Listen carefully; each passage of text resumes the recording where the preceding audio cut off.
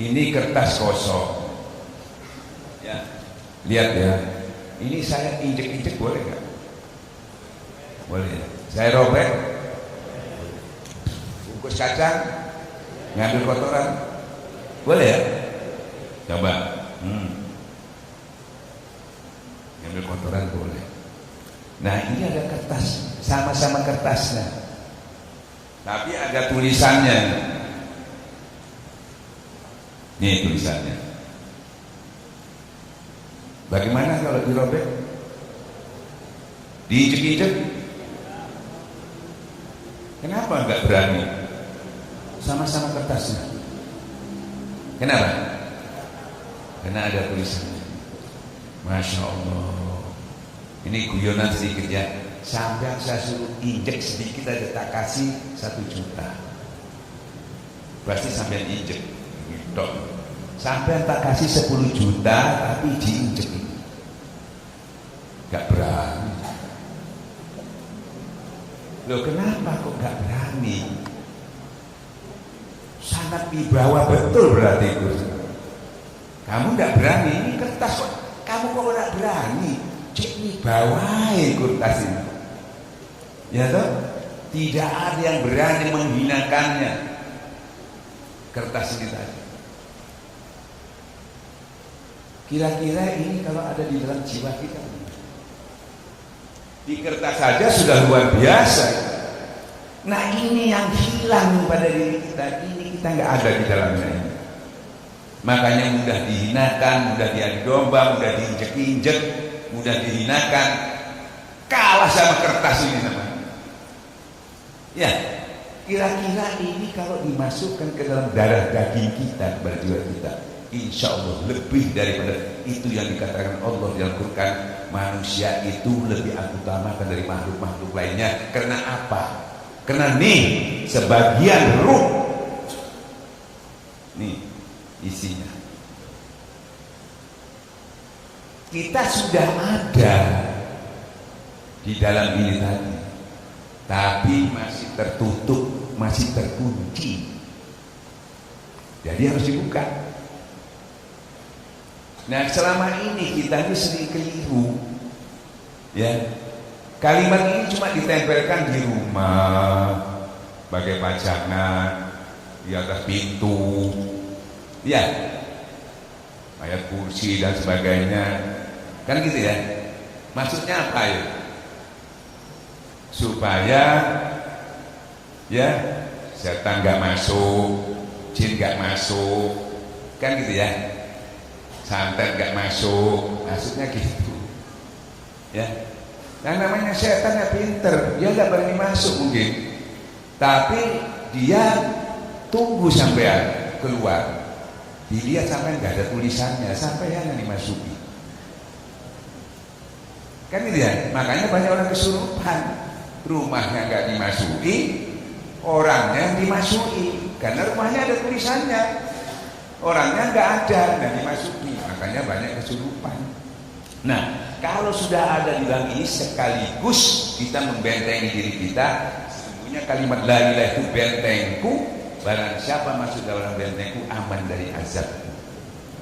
Nah bahkan kalau kita tidak lagi memanggil-manggil Allah. Kalau awal dulu kita pakai asma Allah, memanggil-manggil Allah, kita tingkatkan. Ibaratnya sampean, maaf ya, selama ini yang belum menikah itu pacaran istilahnya ya. Pacaran dulu itu apel kepada pacarnya ya. Kita sama Allah sebelum belajar ini namanya apel sama Allah, masih belum bersama Allah. Apelnya waktu sholat duhur habis apel, nanti keluar asar apel lagi, nanti gak ketemu lagi maghrib ya. Ibarat itu masih pacaran. Tapi kalau sudah ijab kabul, di mana ada kamu, di situ ada aku, sudah bersama Allah. Nah ini kita tingkatkan. Kalau sudah bersama Allah tadi yang sudah sampaikan, Bismillahirrahmanirrahim. Kalau kamu sudah bersama aku, jangan yang di bumi, di langit tidak bisa memudarat kepada engkau. Itu kekuatannya luar biasa. Maka saya gambarkan di kertas ini aja kita sudah memuliakan orang yang kertasnya tadi. Kira-kira kalau sudah di dalam jiwa kita bagaimana? Nah ini yang mau kita berikan. Nah sekarang ini terjadi di dunia ini, ya karena kekosongan ini. Akhirnya kita sesama Islam, sesama kiai, sesama ustadz gegeran karena belum banyak bersama Allah. Istilahnya bukan kurang ilmu, tapi kurang dekat sama Allah. Nah tarekat ini membantu ini. Nggak ada kalau nggak ditarekat nggak bisa. Cuma ini aja yang ditanam nanti.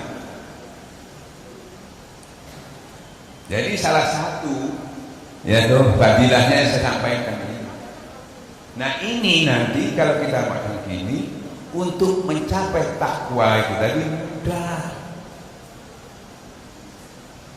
Kalau sudah mencapai takwa segalanya kita mudah karena ada janji Allah. Segala kesulitanmu aku beri jalan keluar. Dan ada rezeki yang tidak diduga-duga datangnya kamu tidak mengetahuinya. Wa may yatawakkal 'ala suhu. Ya, karena kamu bertawakal kepada Allah, segala kekurangan aku yang mencukupinya. Jadi Allah ini dirangkul. Jadi kita itu yang dikatakan iya karena duduk, wah iya karena sa'in. Kita cuma baca tapi nggak paham. Iya karena duduk, wah iya karena sa'in. Iya karena duduk itu full Allah. Dudukmu, berdirimu, berbaringmu, alladzi yasma wa quda wa la junubihim. Dudukmu, berdirimu, segala aktivitas Rasulullah itu berzikir kepada Allah, full Allah. Kalau sudah full Allah berarti hidupmu, matimu ya toh kepada Allah, baru dapat ihdinas siratal mustaqim. Nih kamu lewat sini jalan orang-orang yang beri nikmat ya toh. Itu Nabi lewat situ suara, ikuti jalan orang itu, jangan terbalik. Kalau tidak sampai goir mesti ke kiri, jalan orang-orang yang dimurkai. Nah ini cuma gitu aja mudah. Kecuali sampai baca kiai buka kitab yang banyak, ya buka kitab-kitab yang banyak aja. Kalau kurang dekat kepada Allah jadi fasik. Karena Quran mengatakan begitu. Kayak orang-orang beriman, kapan kamu serius dekat sama Allah? Yang suruh serius itu dekatnya. Nah dekat itu bukan harus di masjid, bukan. Di mana saja kamu berada.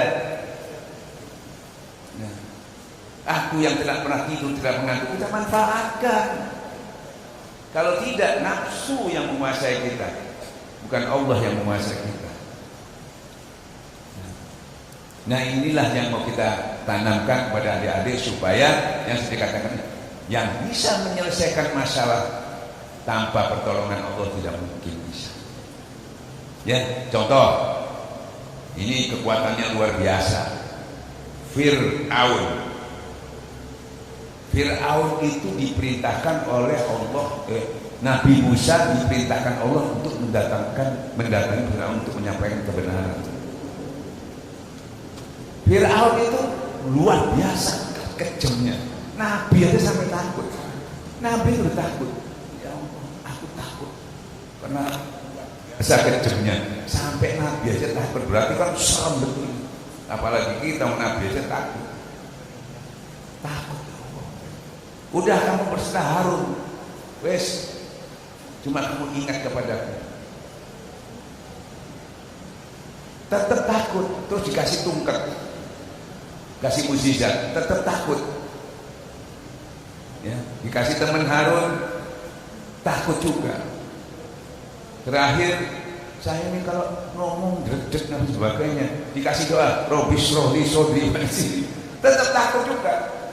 Apa kamu ini Musa? Kan aku bersama kamu, kenapa kamu takut? Ya itu saya maunya itu. Masih gak ada tungkatnya, masih gak ada Harunnya. Kalau Allah bersama kita cukup sudah. Nah ini jadi sampai di dunia ini bakal ono boloi, bakal ono fasilitasi. Kalau sudah bersama Allah selesai. Nah ini yang kita memberikan. Jadi kita gak bingung. Seperti halnya Rasulullah perang.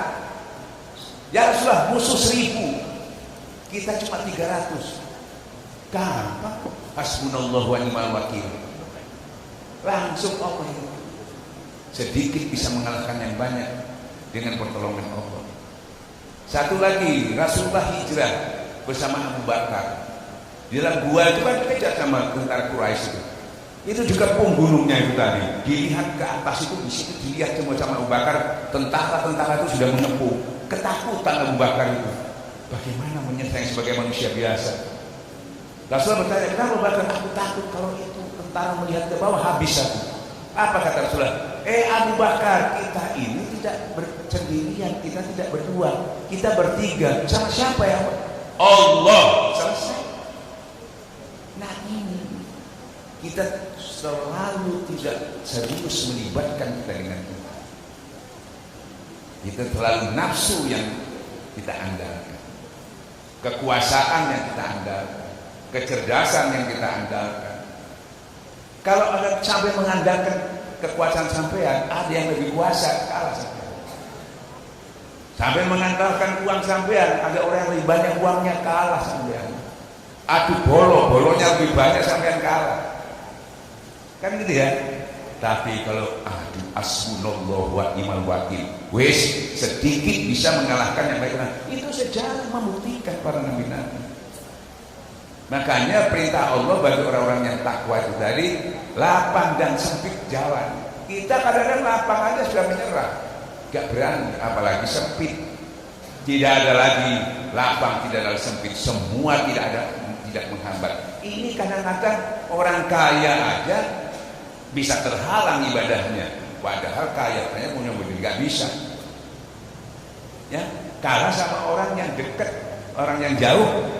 Bisa ke masjid misalnya, bukan fasilitasnya,